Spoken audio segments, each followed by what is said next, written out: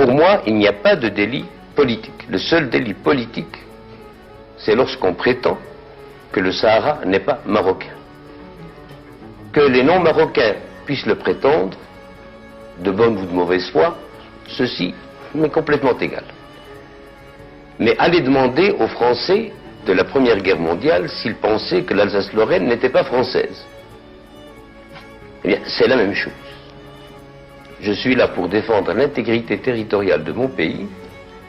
C'est pour cela qu'il y a cette allégeance de la part de mon peuple à mon égard et qu'il y a cette obligation d'un contrat politico-social entre moi et mon peuple, à savoir que je dois défendre des institutions à la tête desquelles se trouve l'intégrité territoriale. Alors à partir du moment où un Marocain me dit que le Sahara n'est pas marocain, il va en prison? Comment? Il va en prison pour ça? Ah, naturellement.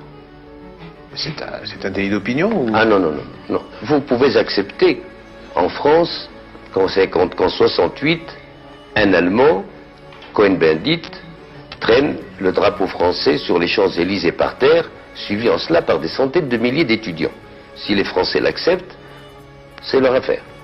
Mais moi, je n'admettrai jamais qu'un étranger, en plus, vienne traîner le drapeau marocain dans une manifestation. Et même si un Marocain le faisait, je considérais qu'il est passible de prison.